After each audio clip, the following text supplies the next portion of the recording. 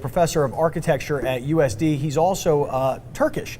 And there is an architecture angle to everything here, so stay with us on this as we'll say good morning to Dr. Bilsel. Good morning, Doctor. How are you, sir? Thank you, Scott. I'm glad to be here. Yeah, thank you. Okay, start us off with this. All this protest and all this violence that we've seen on the streets of Istanbul started because? Well, it started over a protest about a public park.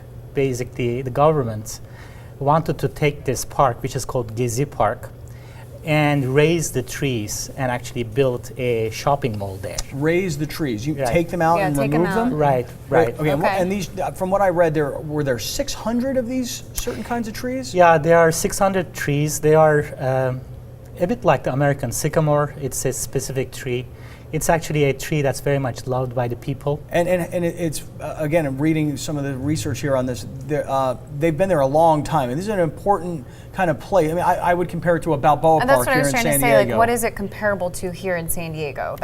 I guess it would be comparable to Balboa Park, Okay. definitely. Okay. So they want to take the trees, these 600 trees from downtown Istanbul, and apparently, again, having never been there, this is kind of people are very prideful about this park, Right. and they don't want it going anywhere. And originally, the government was talking about building military barracks, and Right. they said, we don't need military barracks. And he said, okay, then fine, we'll build a shopping mall. And people are still like, we don't want you to do that. Right. And that's where this all started? Let me explain that. So the park actually was established in 1939, and before that, there was actually an Ottoman military barracks there.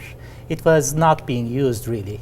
And of course, in the center of the city, you don't need military barracks anymore. So basically, those barracks were demolished at the time in 1939, and it became a public park.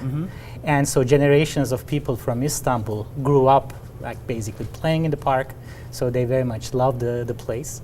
Okay. So now, actually, I think the Prime Minister Erdogan came with this idea. We don't know how he got to this idea, but basically destroying the park and restoring the barracks that used to be there. Okay. And since you don't need a barracks in the middle of the city, I think initially he wanted to make it a shopping mall. Okay. So go ahead. well, I want to just get to, hold on. So they're gonna take away this park, and the people love the park, and generations have grown up in the park, and it's there since 1939. Okay, we got all that. But then what happens is they start to protest, and it becomes more about the prime minister sort of dominating everybody, and then it went from we don't want you removing the park to we're kind of tired of the way you're treating the people. Am I getting this right? Exactly. So it started very much like a peaceful demonstration, an environmentalist movement really, about 50 demonstrators peacefully actually camping in the park. A bit like Occupy Wall Street movement initially. Yeah. And what happened actually about 2 weeks ago, the police actually entered the park in the middle of the night and attacked the protesters using excessive amount of tear gas and burning their tents. So one thing that actually the government might not have realized, that these are extremely connected people. They are all on social media. So it's hard to actually attack them and think that nobody will find out. Right. Okay. So what happened actually, the images of police brutality spread around social media. And people came together. Right, and people were very outraged about it. Understandably so. And you mentioned too, in some of the notes that you brought, that the people that are protesting are it's a younger group. And they call themselves Right. like the 92, because they were born in 92 and grew up with social media. That's true. It's the 92 generation. The overwhelming majority of the protesters are college students, and women are actually very prominent among them. They may even be the majority among some protesters. All right, let me ask this question because we don't have a lot of time. We look at this and we think Turkey, we kind of think Middle East, we think Muslim extremism, we think violence, terrorism. Who are these people? Are they Muslims? Is the government Muslim pushing its weight around on people? Well, Turkey is a majority Muslim country, but it's also a secular democracy. Meaning? So basically that it has a parliamentary system, it has free elections.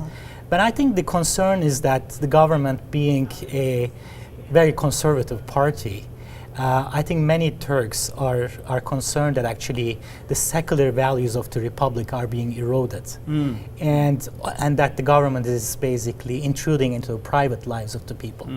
So I think that is the background of those protests too.